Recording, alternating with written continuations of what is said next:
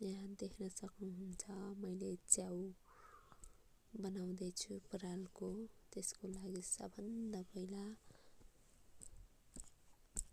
पराललाई सानो सानो पिस गरेर काटेको छु। हेर्दै जानु होला स्टेप बाइ स्टेप।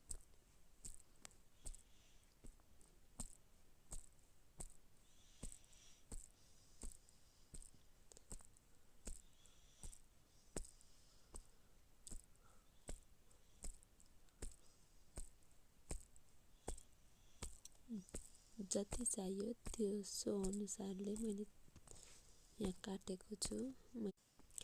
मैले आज 4वटाको लागि रेडी पार्दैछु।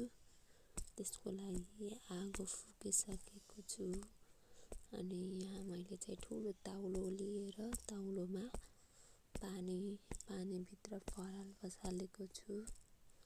पराल पाक्दै गरेको छ। मैले चाहिँ यहाँ फेरि पराल काटेको छु। यहाँ दाउरोलाई सहजताको लागि दाउरोमा राखेर छक छक छक छक गर्दै काटेको छु।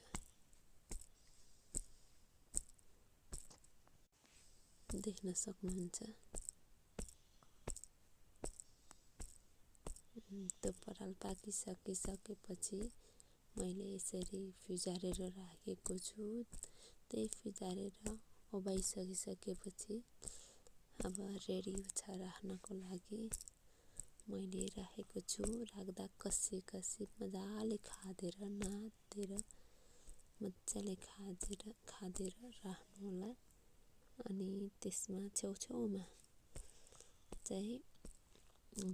चाहिँ दाना जुन बिउ हुन्छ च्याउको त्यो बिउ छर्न सक्नुहुन्छ।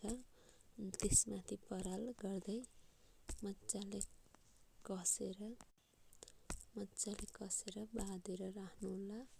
अनि प्वाल पार्न पर्ने हुन्छ हावाको लागि।